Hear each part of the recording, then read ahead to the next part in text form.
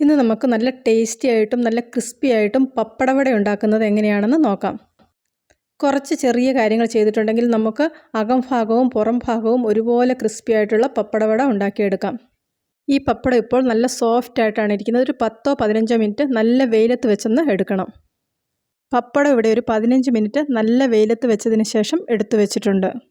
ഇനി ഇതിലേക്ക് വേണ്ട ബാറ്റർ തയ്യാറാക്കിയെടുക്കാം. 3/4 കപ്പ് അരിപ്പൊടി ഇവിടെ ഒരു ബൗളിലേക്ക് ഇട്ട് കൊടുക്കുന്നുണ്ട്. ഇനി ഇതിലേക്ക് എരിവിനും കളറിനും ആവശ്യമായിട്ടുള്ള മുളക് പൊടി ചേർത്ത് കൊടുക്കാം. ഞാനിവിടെ എരിവില്ലാത്തതും കൂടിയുള്ള മുളക് പൊടി മിക്സ് ചെയ്താണ് ചേർത്തിരിക്കുന്നത്. ഇനി ഇതിലേക്ക് കുറച്ച് കായപ്പൊടി, കുറച്ച് പെരിഞ്ജീരകം, കുറച്ച് ജീരകം ഇത്രയും കൂടെ ചേർത്ത് കൊടുക്കാം. പപ്പടവട ഉണ്ടാക്കുമ്പോൾ കുറച്ച് കറുത്ത എള്ള് ചേർത്ത് കൊടുക്കുകയാണെങ്കിൽ നല്ലതാണ്. എൻ്റെ കയ്യിൽ കറുത്ത എള്ളില്ലാത്തതുകൊണ്ട് ഞാൻ കുറച്ച് വെളുത്ത എള്ളാണ് ചേർത്ത് കൊടുക്കുന്നത്. ആവശ്യത്തിനുള്ള ഉപ്പും കൂടെ ചേർത്ത് കുറേശ്ശെ വെള്ളം ഒഴിച്ചു കൊടുക്കാം. കുറേശ്ശെ വെള്ളം ഒഴിച്ച് ആ ബാറ്ററിൻ്റെ കൺസിസ്റ്റൻസി ഒന്ന് കറക്റ്റ് ആക്കിയിട്ട് എടുക്കണം. ആദ്യം ഏകദേശം ഒരു 3/4 കപ്പ് വെള്ളം ചേർത്ത് കൊടുക്കുന്നുണ്ട്. അഥവാ ഇനി വെള്ളം കൂടിപ്പോയാലും പ്രശ്നമൊന്നുമില്ല. കുറച്ച് അരിപ്പൊടി ഇട്ടതൊന്ന് അഡ്ജസ്റ്റ് ചെയ്തെടുത്താൽ മതി. വീഡിയോ ശ്രദ്ധിച്ചിട്ടുണ്ടെങ്കിൽ അതിൻ്റെ കറക്റ്റ് കൺസിസ്റ്റൻസി നിങ്ങൾക്ക് മനസ്സിലാകും.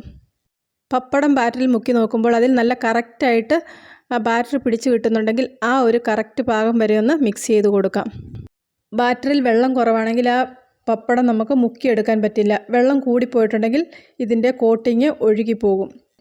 3/4 കപ്പ് അരിപ്പൊടിക്ക് ഏകദേശം 1 കപ്പിൽ കൂടുതൽ വെള്ളം ഒഴിച്ചു കൊടുത്തിട്ടുണ്ട്. പപ്പടവടയ്ക്കുള്ള എണ്ണ ചൂടാകാൻ വേണ്ടിയിട്ട് വെച്ചിട്ടുണ്ട്. ഇനി പപ്പടം ഓരോന്നായിട്ട് ബാറ്ററിൽ മുക്കി നല്ല ചൂടായ എണ്ണയിലേക്ക് ഇട്ട് കൊടുക്കാം. എണ്ണ നന്നായിട്ട് ചൂടായതിന് ശേഷമാണ് പപ്പടവട ഇതുപോലെ ഓരോന്നായിട്ട് ഇട്ട് കൊടുക്കുന്നത്. അതിനുശേഷം തീ ലോ ഫ്ലെയിമിലേക്ക് മാറ്റി കൊടുക്കാം. ഓരോ സൈഡും റെഡിയാകുന്നത് വരെ ഒന്ന് തിരിച്ചും മറിച്ചും ഇട്ട് കൊടുക്കാം. പപ്പടവട നല്ല ക്രിസ്പി ആയെന്ന് മനസ്സിലാകുന്ന സമയത്ത് നമുക്കിത് എണ്ണയിൽ നിന്ന് കോരി മാറ്റാം. ഈ ഒരു രീതിയിൽ ഉണ്ടാക്കിയിട്ടുണ്ടെങ്കിൽ പപ്പടവട നല്ല ക്രിസ്പി ആയിട്ട് കിട്ടും. എല്ലാവരും ഒരു പ്രാവശ്യം ഇതുപോലെ ഒന്ന് ചെയ്ത് നോക്കുക. തീർച്ചയായിട്ടും നിങ്ങൾക്കിതിൻ്റെ ടേസ്റ്റും ഇഷ്ടപ്പെടും.